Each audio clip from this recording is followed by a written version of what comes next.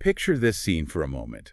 You're looking at a quiet, two-story family home in a peaceful Tokyo suburb.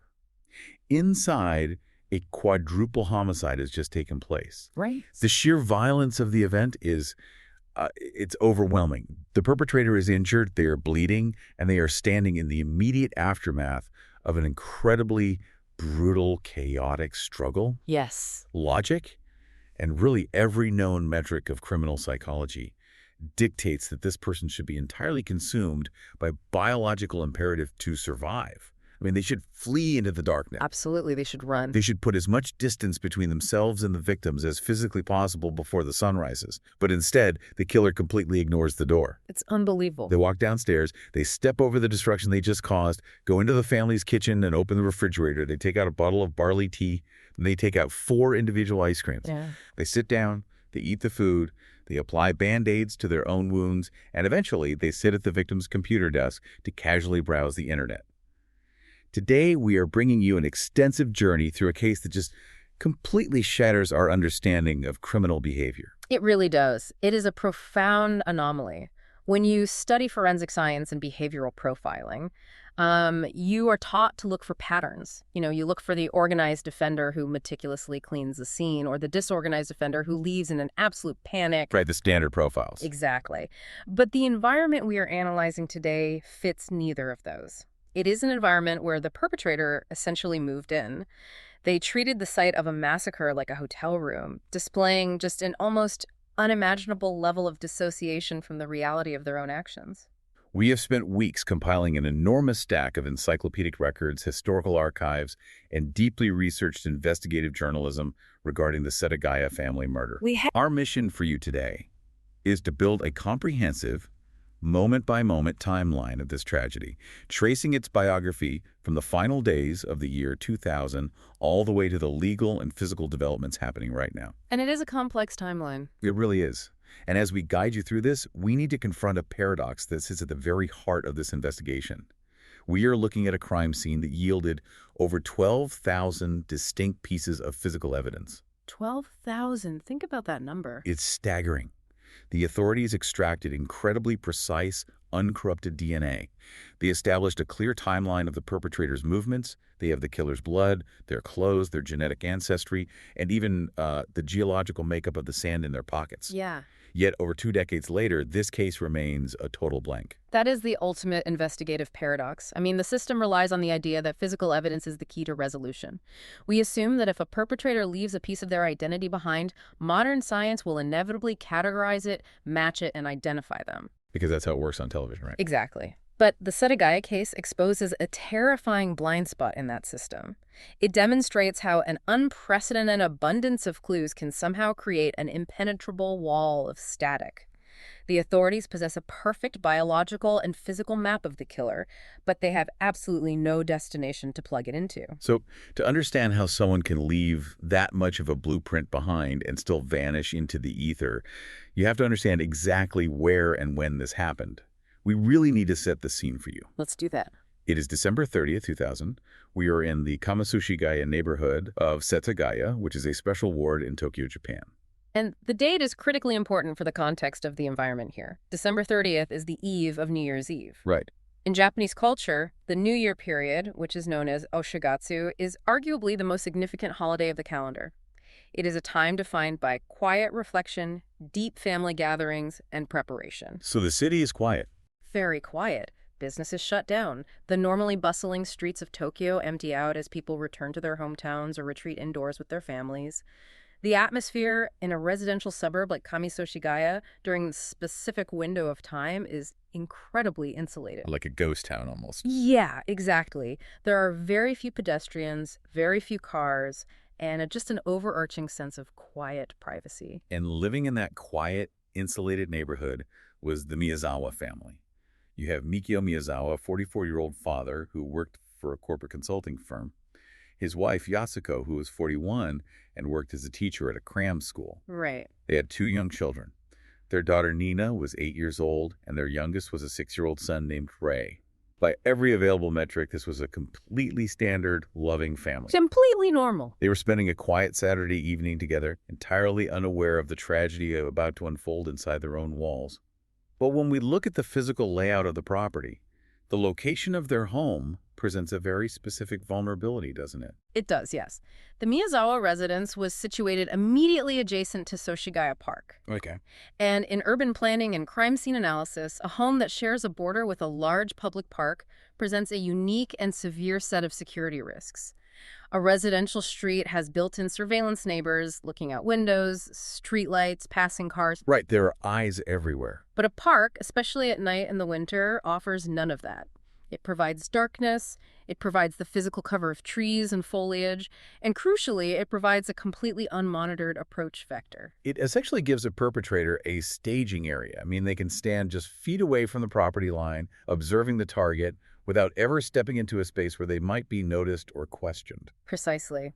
And the physical evidence at the scene allowed investigators to map exactly how the killer utilized that environmental advantage. They actually found footprints in the mud outside, leading away from the park and toward a highly vulnerable point at the rear of the house. So they didn't just walk up to the front door? No, not at all. The killer did not attempt to force the front door or break a ground floor window. Instead, they utilized the exterior architecture of the house itself. They climbed the outer fence, scaled up a metal external air conditioning unit, and accessed a bathroom window located on the second floor. Wow. I mean, that requires a significant degree of physical agility. You are not just picking a lock or turning a doorknob. Right. You are gripping freezing metal in late December, pulling your entire body weight upward, balancing on an unstable air conditioning box, and working at an elevated height in the dark. It is a highly athletic and determined entry method, and once they reached that second-story window, they did not just smash the glass, which would have created noise. Right, that would wake people up. Exactly. They systematically removed the exterior fly screen. That screen was later found discarded on the ground below. This deliberate physical scaling of the architecture points to a targeted entry. By going through that specific window, the killer bypassed the entire ground floor and stepped directly into the most intimate, vulnerable space of the structure. The second floor. Yes, the second floor, which is exactly where the family's bedrooms were located. And the sequence of what happens next is incredibly difficult to process, but it is absolutely essential for understanding the methodology and the psychology of the person who climbed through that window. It is. Investigators map this out very carefully. The killer enters the bathroom, steps into the hallway, and proceeds first to the bedroom of 6-year-old Rei. Rei was asleep in his bed. The forensic evidence indicates that the killer targeted him first, and the method utilized is a stark, chilling contrast to everything that followed. How so? Well, the killer used his bare hands to strangle the 6-year-old boy, killing him via asphyxiation. There were no weapons used in this initial act. To choose manual strangulation as the very first act of an intrusion against the smallest, most defenseless member of the household, while the rest of the family is sleeping just down the hall. I mean, what does that specific choice of violence tell us about their mindset at that exact moment? Manual strangulation is profoundly intimate. It requires sustained physical proximity, direct skin-to-skin contact, and sustained effort over a period of minutes. It is a silent method of killing, which immediately suggests a tactical desire to maintain the element of surprise. Right, they didn't want to wake the adults. Exactly. The killer wanted to eliminate a potential source of noise without alerting the adult members of the household. But beyond the tactical aspect, choosing to kill a sleeping child with bare hands sets a deeply disturbing psychological baseline. It shows a perpetrator who is completely in control of their environment, operating with a cold, calculated suppression of empathy. At this moment, the killer is dictating the pace and the volume of the event. But that silent control does not last. We know the violence escalates dramatically and rapidly immediately after Rei is murdered. Yes, it changes completely. There is a prominent theory in the investigation that Mikio, the father, detected a disturbance. Because in a typical 2-story home, in the dead of night, acoustics travel easily. The creak of a floorboard, a muffled struggle, or even an unfamiliar shadow could alert a parent. That makes sense. The physical evidence, the blood spatter patterns, the defensive wounds shows that Mikio engaged the killer in a fierce, dynamic struggle, primarily situated on the first-floor stairs and the landing. Okay. Now, it is important to clarify a vital distinction regarding the timeline here. While it is often theorized in media that Mikio rushed upstairs after hearing a disturbance, there is no solid, incontrovertible forensic proof that he detected the intrusion while Rei was actively being attacked. Oh, I see. Yeah, the sequence of events strongly suggests that Rei was already deceased, or in the very final moments of the attack, when the confrontation between the killer and Mikio began. Regardless of what exactly triggered his awareness, we know Mikio fought back intensely to protect his family. And we know he was somewhat effective in that defense because the physical evidence confirms the killer sustained injuries during this specific struggle on the staircase. That's right. This staircase confrontation marks the absolute transition from a silent, controlled intrusion to total chaos. Because the killer had a weapon. Right. Yes. The killer was armed when they entered the house, carrying a very specific type of weapon, a sashimi buchu knife. A sashimi knife? Yeah, this is a traditional Japanese culinary knife. It has a long, exceptionally thin, single-edged blade made of high-carbon steel. It is masterfully designed for one specific purpose, which is slicing cleanly through soft, raw fish without tearing the flesh. Okay, so it's delicate. Extremely. It is emphatically not designed for heavy impacts, leverage, or encountering structural resistance like bone. And yet, the killer used this delicate culinary tool to attack a grown man fighting for his life.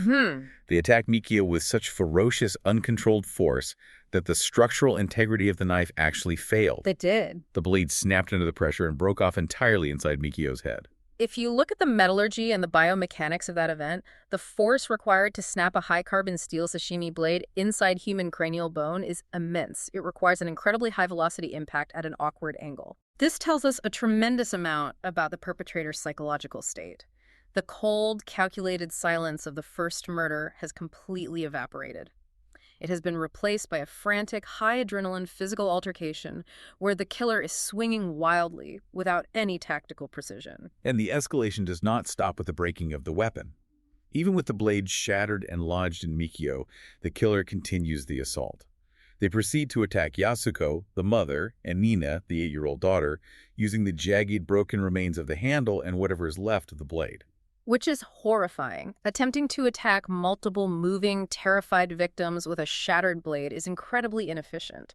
It suggests the perpetrator was operating entirely on blind adrenaline and violent impulse at this stage. They were essentially battering the victims with a broken piece of metal. It's just pure chaos. Exactly.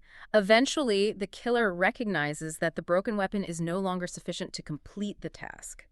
In the middle of this horrific sequence, they actually abandon the broken sashimi knife, navigate down into the family's own kitchen, search the drawers, and acquire a santoku knife, a sturdy, general-purpose kitchen knife, to return upstairs and complete the murders of Yasuko and Niina. I want to explore the psychology of this shift because it is so extreme. Think of the killer's psychology here, like a manual transmission car being driven by someone who only knows how to drive an automatic. Okay, I like that comparison. As long as they're just cruising along on a flat road, which is the silent, unopposed attack on Rei, they're fine. They feel in control. But the second they hit an incline, the second they meet physical resistance from Mikio fighting back, they simply do not know how to shift gears. They lack the emotional and tactical regulation to adapt. So the engine just redlines, the knife breaks, and they completely stall out into pure, uncoordinated chaos, scrambling to find a new weapon in the kitchen. What does this drastic inability to adapt tell us about their level of preparation? That is an excellent way to conceptualize it. Yeah. The functional failure of their methodology, from the silent asphyxiation to shattering a fragile blade, and then relying on a weapon of opportunity sourced from the environment, reveals a perpetrator whose internal script completely disintegrated upon contact with reality. They panicked. Completely. It suggests someone who may have premeditated the act of entry and clearly possessed the intent to kill, but who was entirely unprepared for the physical reality of a victim fighting back. A highly trained, methodical professional anticipates resistance. They carry secondary weapons. They maintain emotional regulation. Which this person clearly didn't have. No, not at all. The sheer panic required to misuse and break a sashimi knife points heavily toward an erratic, highly volatile individual who completely lost their grip on the situation the moment it deviated from their fantasy. And yet, despite that total loss of control, despite the extreme physical exertion, the violence, and the injuries the killer themselves sustained, what happens next is arguably the most baffling part of the entire timeline. It really is. The forensic analysis places the time of the murders roughly between 11:30 p.m. and 12 a.m. The horrific acts themselves likely took less than 40 minutes from start to finish. Logically, after committing a quadruple homicide, the immediate, overwhelming instinct of any human being, even a violent offender, is self-preservation. The brain is flooded with cortisol and adrenaline. The instinct is to flee the environment, to escape the physical evidence of the crime, and to put as much geographical distance between themselves and the scene before law enforcement is alerted. But they do not run. They do not flee into Setagaya Park. Instead, they linger. The timeline established by the physical evidence inside the home shows that this phantom stayed inside the house for anywhere from 2 to 10 hours after the final victim was killed. 2 to 10 hours. The duration of this lingering presence is a massive psychological anomaly. Remaining in a confined space, surrounded by the victims of your own extreme violence, for up to 10 hours demonstrates an astonishing lack of fear regarding apprehension. It's almost like they forgot what they just did. It points to a profound psychological dissociation. They completely detached from the reality and the consequence of the environment they had just created. If we look at exactly what they were doing during those hours, it gets even harder to comprehend. Because the actions are a bizarre mixture of the utterly mundane and the deeply disturbing. The killer went into the family's kitchen and consumed food. Yeah. They drank 4 bottles of barley tea. They found a melon and ate it. And they took exactly 4 ice creams from the refrigerator and ate those as well. The consumption of food at a crime scene is not entirely unprecedented. You sometimes see it in severe cases of disorganized burglary, but the volume and the specificity here are striking.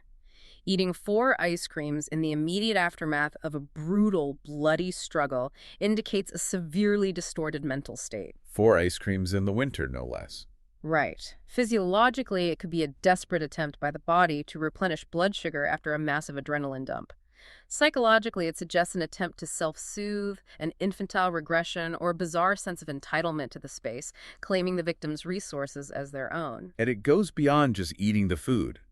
The killer used the family's toilet during this time, and they left their feces completely unflushed. They also systematically went through the house to find the family's first aid kits and various sanitary products, using them to bandage and treat the cuts they sustained during the fight with Mikio. Treating one's own wounds at the scene shows a methodical, almost clinical detachment that contradicts the frenzy of the murders. Instead of rushing to a safe, secure location to bind their injuries, they felt secure enough to rummage through the victim's belongings, locate bandages, and administer first aid in the very location where the struggle occurred. And the bathroom usage. Leaving the unflushed feces is an act of supreme carelessness. In behavioral analysis, this is often interpreted as a subconscious marker of territorial dominance, a final insult to the sanctity of the home, or simply the hallmark of a deeply disorganized, unhygienic offender. The rummaging extended far beyond just looking for bandages. The killer conducted a methodical but undeniably strange search of the entire house. Drawers were pulled out, personal papers and documents were completely ransacked and scattered across the floors. Yes. But it wasn't just a search for valuables. Bizarrely, some of these papers were carried into the bathroom and dumped directly into the bathtub, and others were stuffed into the toilet. The dumping of documents into water sources is a very specific, destructive act that defies easy categorization.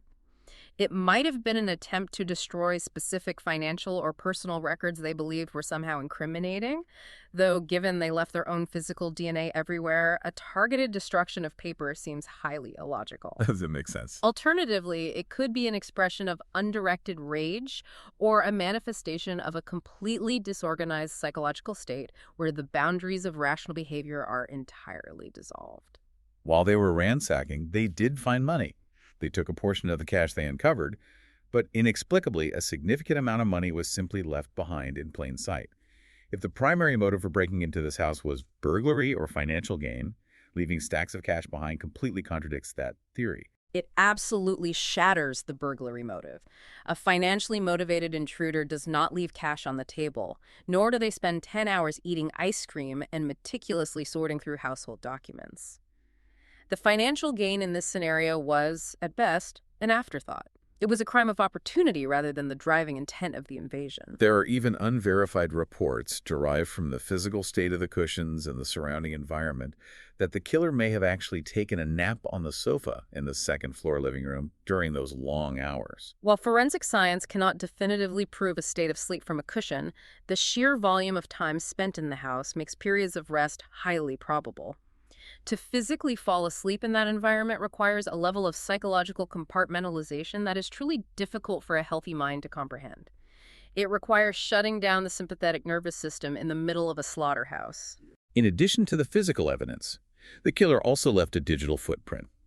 An analysis of Mikio's personal computer, which was located in the home, revealed that it had been connected to the internet the morning after the murders. The digital logs show a connection from 1:18 a.m. to 1:23 a.m. Right. This specific window, 1:18 to 1:23 a.m., represents 5 minutes of online activity. You have to remember the context of early 2000s technology.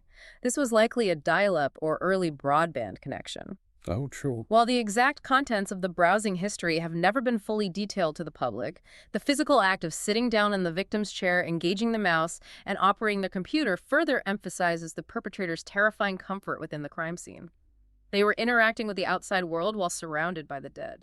This digital footprint leads us directly to one of the most enduring mysteries and points of confusion in the timeline, the 10 a.m. internet connection. For years, various news outlets reported that the internet was connected again around 10 a.m. the following morning. Yes, that was a huge talking point. This timeline was terrifying to the public because it implied the killer was still inside the house, awake and browsing the web, mere moments before Yasuko's mother, Haruko, arrived. Haruko lived right next door.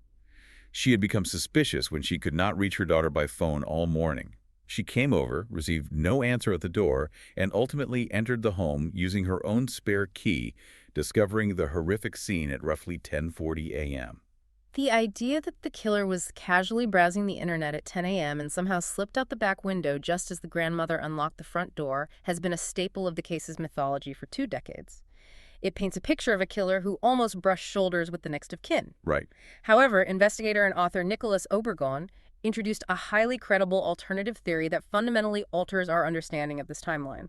Obregon posits that the killer was not the one who initiated that 10 a.m. connection at all. Right. Obregon looked at the mechanics of the hardware and the reality of the trauma.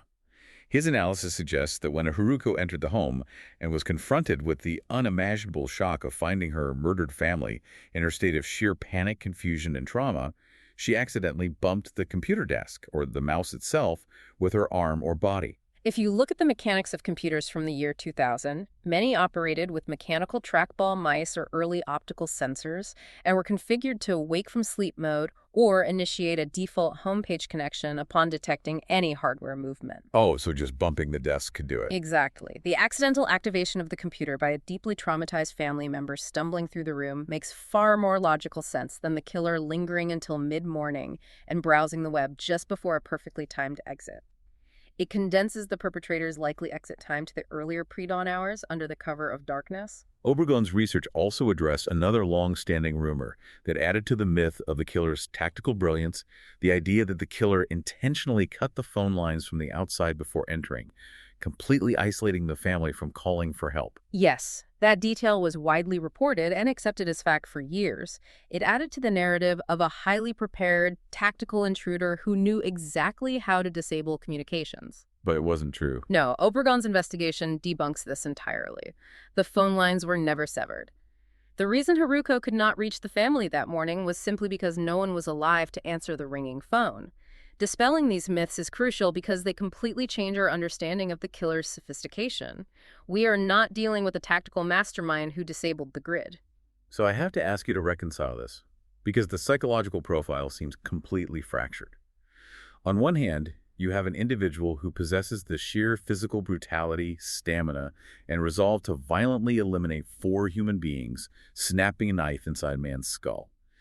That requires a terrifying, overwhelming capacity for violence. It does. But on the exact same night, this same individual casually eats 4 ice creams, applies Band-Aids to their own cuts, dumps papers in a bathtub, and browses the internet. How do we synthesize this? Are we looking at a cold, calculated hitman who views the extreme violence as merely a job and the ice cream as a break room snack? Or are we looking at a deeply disturbed, erratic youth who is completely detached from the reality of their actions? The physical and behavioral evidence strongly contradicts the calculated hitman theory. A professional assassin, by definition, prioritizes clean execution, immediate extraction, and leaving zero physical evidence behind. They are paid to be ghosts. Right. They do not shatter their primary weapons, they do not stay for 10 hours, and they certainly do not leave their own blood, feces, and DNA scattered across the environment. The behavior we see here, the binge eating of sweets, the careless discarding of items, the undirected ransacking, the infantile destruction of papers aligns much more closely with an immature, highly impulsive, and deeply disturbed individual. It's just chaotic. It suggests a mind that is operating on immediate primal gratifications and erratic compulsions. They completely lack the self-regulation, foresight, or discipline of a mature, organized offender. And that erratic impulsivity, that utter lack of discipline, is perfectly mirrored in the sheer volume of physical evidence they left behind. This brings us to the global trail of breadcrumbs. When the authorities finally entered and processed the scene, they weren't looking for a needle in a haystack. They were looking at a massive, abandoned wardrobe of clues. I understand the killer left an enormous amount of physical material behind. What exactly are we talking about here in terms of evidence? The volume of items the killer simply abandoned at the scene is staggering, almost comical if it weren't so tragic. They left behind the primary murder weapon itself, the broken sashimi knife.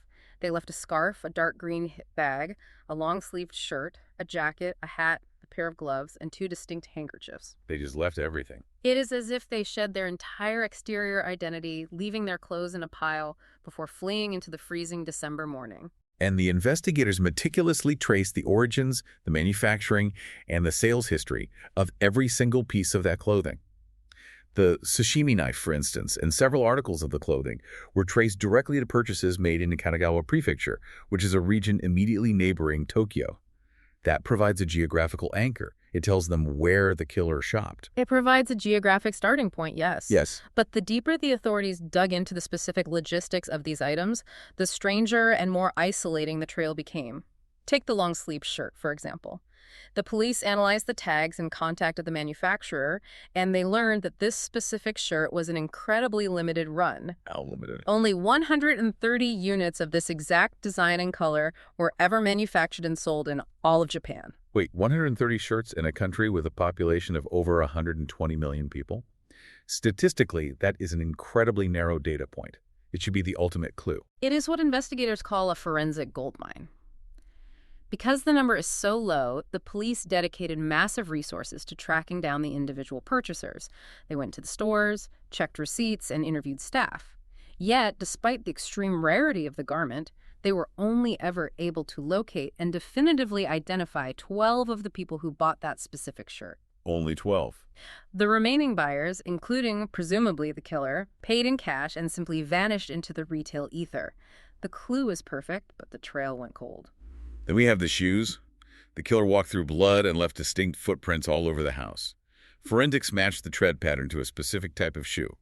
They were manufactured in South Korea, but they were branded, marketed, and sold by a British sports shoe company called Slazenger. This detail introduces a complex international element to the physical profile. We have a British brand utilizing manufacturing infrastructure in South Korea, and the product is ultimately found at a crime scene in a Tokyo suburb. It speaks to the rapidly globalized nature of consumer goods supply chains in the year 2000. But more importantly for the police, it broadens the potential origin or travel history of the suspect. Did they buy the shoes in Japan? Were they imported? Did the killer travel to Korea? Exactly. The most baffling geographical clue, however, didn't come from the labels. It came from the microscopic trace evidence. Inside the dark green hip bag that the perpetrator abandoned, forensic technicians vacuumed out microscopic amounts of sand. When geologists analyzed the specific mineral composition of this sand, the results were entirely unexpected. How does forensic geology even work in a context like this? Forensic geology relies on the fact that sand and soil are not uniform. They contain specific mineral ratios, microscopic pollens, and elemental signatures unique to very specific geographic locations. It is like an environmental fingerprint. Right. When they analyzed the sand from the hip bag, the signature revealed that the sand had 2 distinct origins.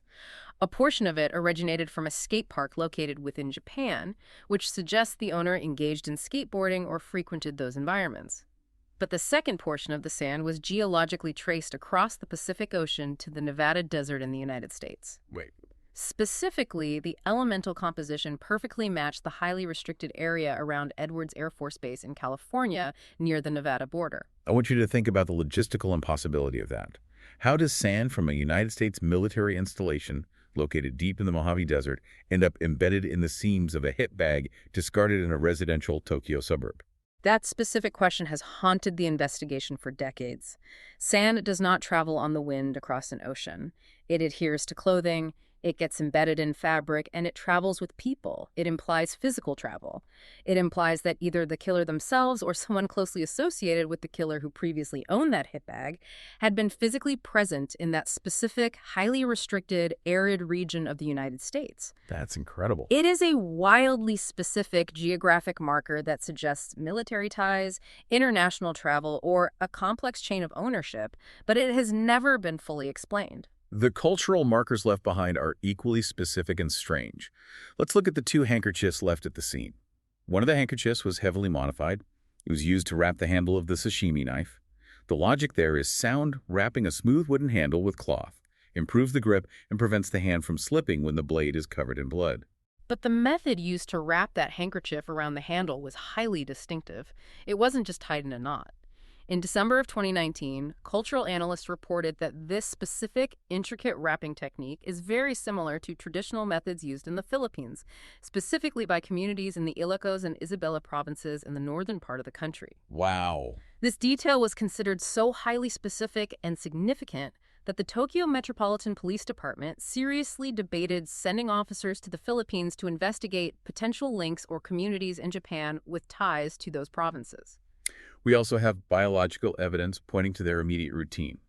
The forensic analysis of the unflushed feces left in the second-floor bathroom provided scientists with a direct look into the killer's diet in the hours leading up to the crime. By analyzing the undigested matter, the forensic team determined that the killer had consumed a meal consisting heavily of string beans and sesame seeds the previous day.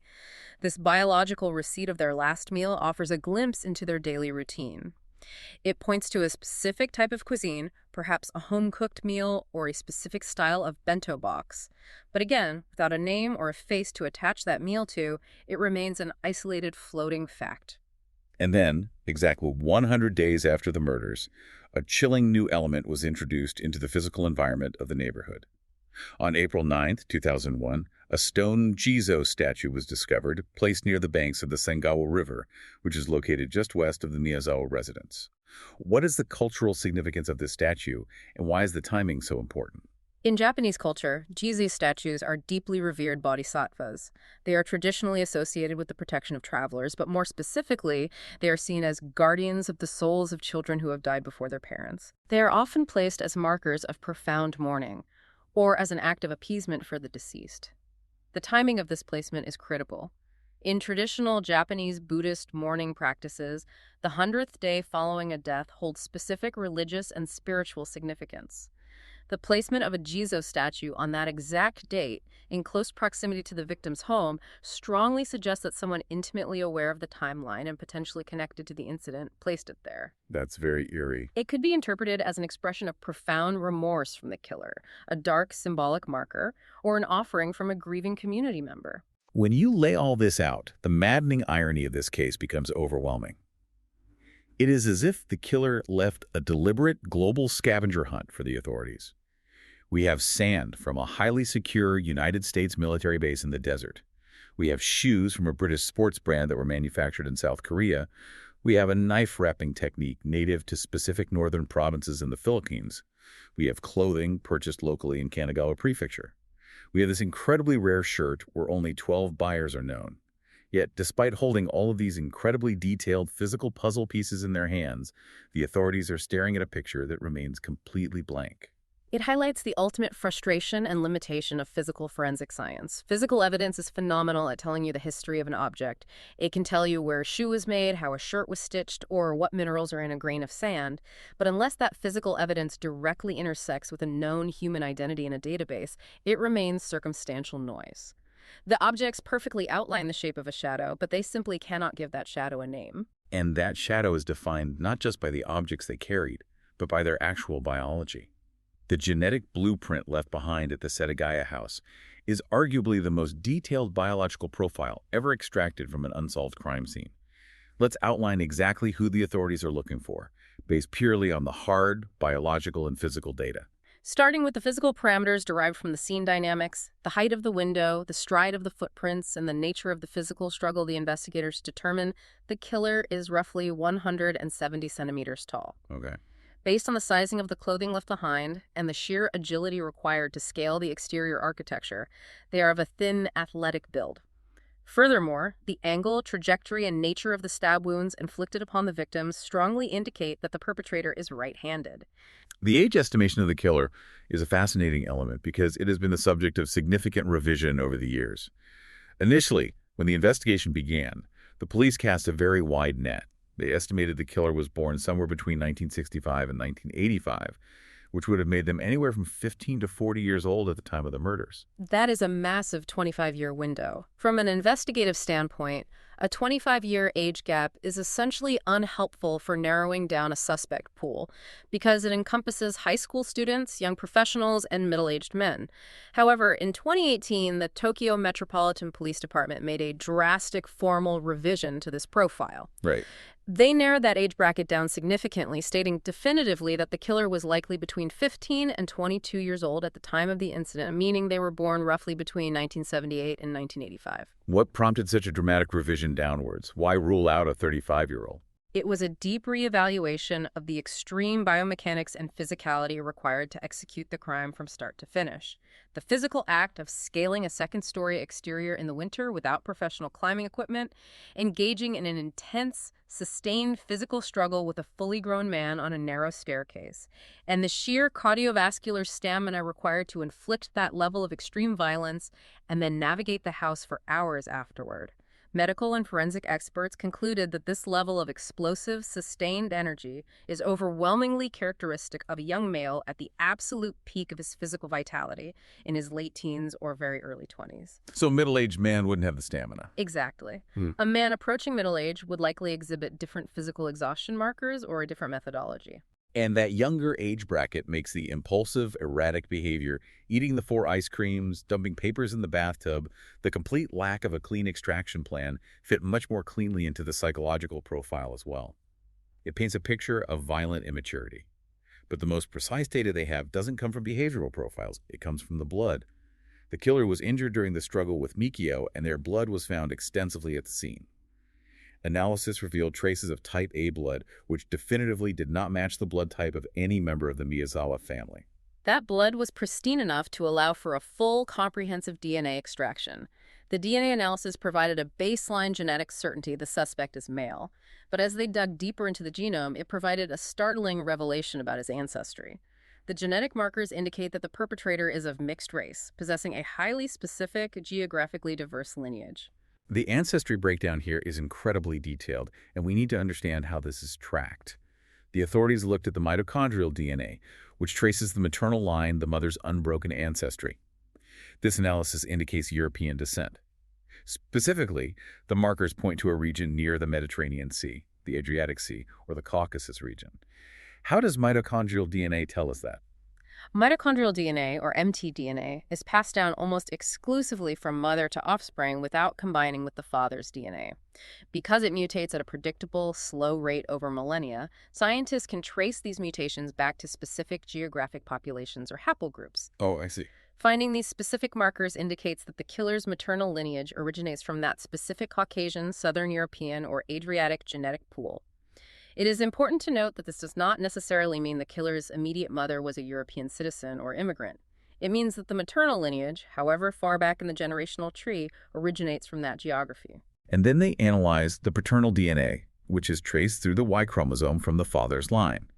This showed a distinctively East Asian lineage. Specifically, it showed haplogroup OM12D2. What does that specific designation mean? Much like mitochondrial DNA tracks the mother, the Y chromosome is passed directly from father to son. Haplogroups are essentially genetic populations of people who share a common ancestor deep in history. Haplogroup OM122 is a very dominant, common genetic marker distributed widely among East Asian populations. Okay. To provide statistical context for how common it is, this specific haplogroup appears in roughly 1 in 4 or 1 in 5 Korean men. It appears in roughly 1 in 10 Chinese men, and it appears in roughly 1 in 13 Japanese men. So we have a suspect profile that is breathtakingly specific. A young male, between 15 and 22 years old in the year 2000, 170 centimeters tall, thin build, right-handed with type A blood. He has an East Asian father carrying the OM122 haplogroup and a mother with European or Caucasus lineage. That is a staggeringly precise biological and physical identity. I have to push back on the logic of the investigation here, because as an outside observer, this feels impossible. With DNA this specific, with a physical description this detailed, why hasn't there been a hit? We have massive databases today. How can a perfectly described suspect remain completely invisible to the authorities for over 2 decades? It comes down to the fundamental structural limitations of traditional criminal DNA databases and the strict legal frameworks that govern them. DNA extracted from a crime scene is not a magic identifier, it is a key. And a key is only useful if you have a lock to put it in. If this perpetrator has managed to avoid arrest for any other severe crime that required a mandatory DNA swab in the years since 2000, their genetic profile simply does not exist in any police registry. To the computer, they are a ghost. Furthermore, Japan has incredibly strict, rigorously enforced national laws regarding the collection, retention, and application of DNA data. Oh, really? Yes. Unlike jurisdictions in the United States or Europe where police might use familial DNA matching or conduct broad sweeps of databases, the legal boundaries in Japan are tightly controlled to prioritize civil privacy. The database simply cannot identify them if they have never been caught for something else. It is a profound failure of the scientific capability to intersect with the legal reality. And it is certainly not for a lack of effort by the detectives on the ground. The unending hunt for this killer has produced a legacy that has permanently altered the Japanese investigative landscape. The scale of the investigation into the Setagaya family murder is truly unprecedented in its scope. It is widely considered among the largest, if not the largest, single criminal investigations in Japanese history. Over the decades, a staggering 246,044 investigators have been assigned to work on this case in various capacities. They have meticulously cataloged, processed, and stored over 12,545 individual pieces of evidence. The logistical infrastructure required just to maintain that investigation is massive. And the methods they used early on were sweeping and aggressive. They conducted an initiative known as Operation Roller. This involved calling in officers from entirely different divisions. They brought in anti-riot police. They brought in public security units to assist local detectives. They literally went door to door, systematically moving through the entire Setagaya neighborhood, legally requesting and collecting voluntary fingerprints from the local residents just to rule them out of the suspect pool. The sheer manpower dedicated to Operation Roller perfectly illustrates the desperation and the immense commitment of the Tokyo Metropolitan Police Department to close this case. They were trying to brute force a solution through sheer numbers. And that commitment is further underscored by the financial incentive. Even today, there is a standing 20 million yen reward for any information leading to the arrest of the killer. The horror of this specific crime and the agonizing wait for answers also triggered massive technological and legal milestones in Japan. The most significant legal change occurred specifically because of the public outcry generated by cases like Setagaya, where the families of victims were forced to watch the clock run down on justice. Yes, the issue of the statute of limitations. Historically, the Japanese legal code stipulated that even capital crimes, including murder, had a definitive time limit for prosecution. If the police could not catch the killer within a certain number of years, the perpetrator would walk free forever. That's devastating for the families. It is. But the enduring, highly public trauma of the Setagaya case, combined with the tireless vocal advocacy of victims' families across the country, became a powerful catalyst for legislative change. In 2010, Japan fundamentally altered its legal code, completely abolishing the statute of limitations for crimes that could merit the death penalty. This was a monumental shift in jurisprudence, ensuring that if the Setagaya killer is ever found, they can and will face prosecution, regardless of the decades that have passed. Technologically, the police have continually tried to adapt and leverage new tools. In 2013, they utilized advanced 3D printing technology to create a meticulous, scaled, physical model of the Miyazawa residence. This allowed new generations of investigators to visually and spatially walk through the complex crime scene dynamics, understanding the sightlines and physical constraints without relying solely on aging two-dimensional photographs. And that technological push continued very recently. In December of 2021, the TMPD reported that they were utilizing new, highly advanced visual identification technology to examine old security footage and photographic records. They were attempting to identify a specific person of interest who had purchased the exact same type of sashimi knife used in the murders. But even that technological leap ended in familiar frustration.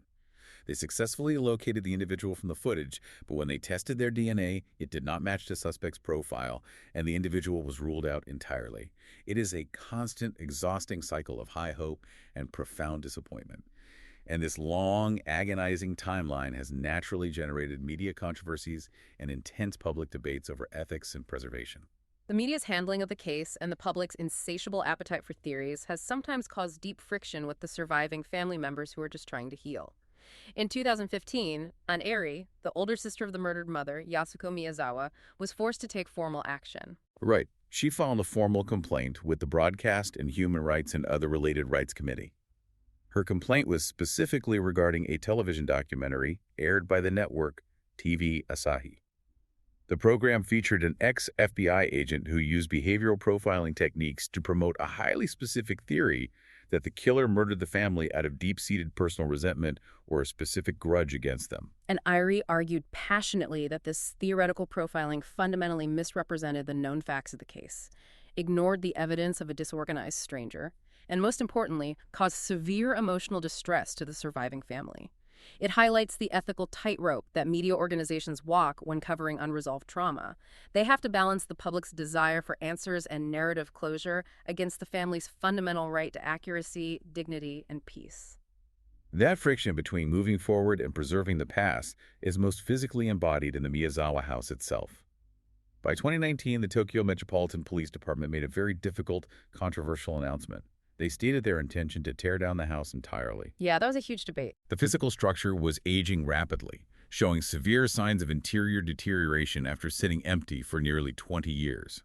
And the authorities cited the physical risk of the building collapsing. The police maintained that demolishing the physical structure would have absolutely zero impact on the viability of the ongoing investigation. Every single square inch of the interior had been meticulously documented, laser scanned, processed, and preserved in evidence lockers. From a purely forensic scientific standpoint, the house was just an empty, rotting shell.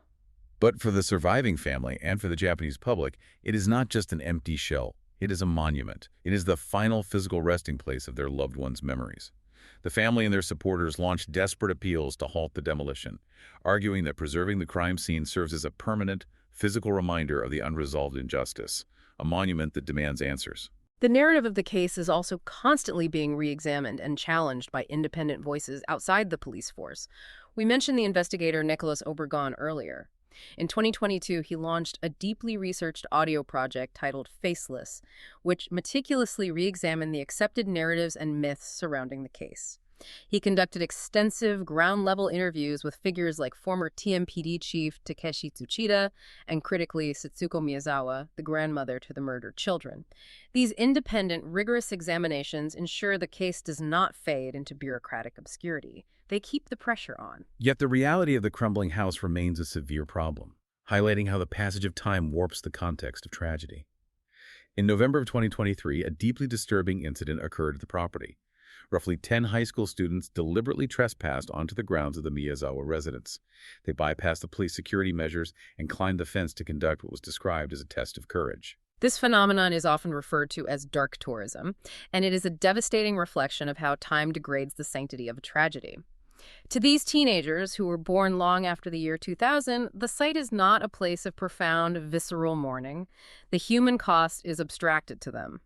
The site has been reduced to an urban legend, a spooky, haunted attraction for a thrill. It's just awful for the family to deal with. It is. The TMPD responded swiftly, prosecuting the minors under the Minor Offenses Act, installing new, highly visible, no trespassing warnings, and significantly stepping up physical foot patrols around the perimeter to protect the physical integrity and the dignity of the site.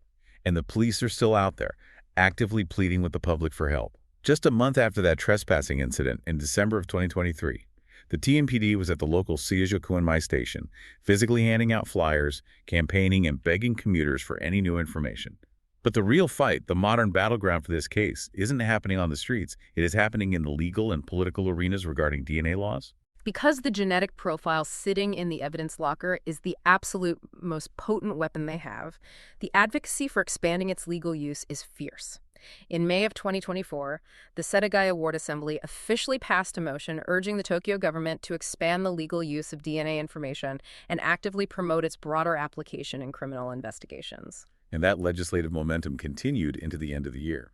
In December of 2024, an incredibly important victims advocacy group called Sora no Kai formally handed a request to the government demanding the creation of modern, cohesive national laws governing DNA evidence. Sora no Kai is an incredibly influential organization. Former TMPD chief Takeshi Tsuchida, who originally led the Setagaya investigation, actually serves as a special advisor to them, bringing immense institutional weight to their demands. Their argument is structural and vital. Currently, the rules for handling DNA in Japan are highly fragmented. There are no cohesive national legislative guidelines codified into law. Instead, the police operate on internal regulations provided by the National Public Safety Commission. Sora no Kai is fighting for a unified, modern legal framework that would empower investigators to utilize DNA matching to its fullest scientific potential, bringing Japan's capabilities in line with modern technology. It is an incredible reflection on where we are today. Look at the dichotomy of this situation. On one hand, the physical house itself is literally crumbling, deteriorating under the weight of time, and you have teenagers treating this site of unimaginable horror as a spooky novelty. Yet, simultaneously, the bureaucratic and legal fight for justice, specifically this intense push for new national DNA legislation, is arguably more aggressive and active right now than it was 20 years ago. The physical evidence is decaying, but the determination to use the biological evidence is fiercely alive. The legacy of the Setagaya family is no longer just about the tragedy of their loss. It has evolved. It has become the primary catalyst for modernizing the entire forensic and legal approach to unsolved crimes in Japan. Their memory is driving legislative change that could alter the future of criminal justice for the entire nation. Which brings us to a final complex thought to consider as we conclude our extensive analysis of these sources. The global landscape of forensic science has undergone an absolute revolution in the last decade, primarily through the evolution of genetic genealogy. Yes. In many jurisdictions around the world, particularly in the United States, consumer DNA databases platforms, where individuals voluntarily submit their DNA to trace their family trees and ancestry, have become the ultimate key to solving cold cases that have sat dormant for decades. Right. Investigators have successfully identified perpetrators not by finding a direct match to the killer in a criminal database, but by identifying distant relatives, third or fourth cousins in these public registries. From there, genealogists meticulously build out family trees, tracking marriage records and census data until the logic points to a single suspect. And when you look at the incredibly detailed genetic profile sitting in the TMPD evidence lockers, right now a highly specific mix of East Asian and Caucasian ancestry, a definitively mapped haplogroup, it is a profile perfectly suited for genetic genealogy. The ultimate tragedy of the Setagaya family murder today is no longer a lack of clues or a lack of physical evidence. The profound tragedy is that the technology and the methodology required to catch this killer almost certainly exists right now, at this very moment. But that scientific solution remains trapped behind the ethical, privacy, and legal borders that the victims' families and groups like Sora no Kai are still desperately fighting to cross. Until those legal boundaries evolve to meet the scientific capabilities, the blueprint of the killer remains a perfectly drawn map with no destination. Thanks for listening.